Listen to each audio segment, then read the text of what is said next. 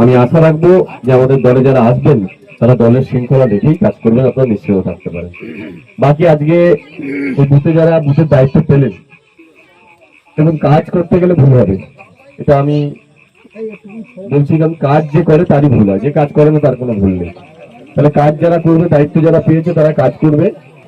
কাজ করতে গেলে ভুলভ্রান্তি হবে, সবার কাছে অনুরোধ যে কাজ করতে গেলে ভুলভ্রান্তি হলে রাগ করে দূরে সরে যাবেন না। আমরা আবারও বলছি, অন্য দলে এটা হতো না। অন্য দলে আপনি যদি কারো ভুল ধরেন, সেই ভুল ধরলে আপনার বাড়িটা সবার গিয়েছে, আপনার বাড়িতে হাঙ্গামা হতো।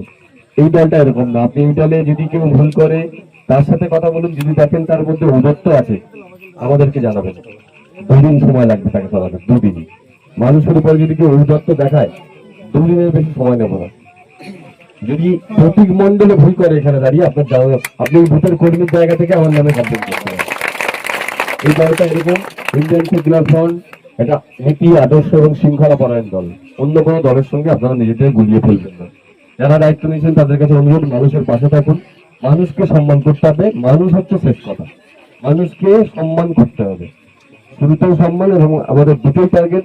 আপনি মানুষের প্রথম কথা মানুষকে সম্মান করুন, এবং শেষ কথা মানুষকে সম্মান করুন। এর বাইরে আর কিচ্ছু লাগবে না।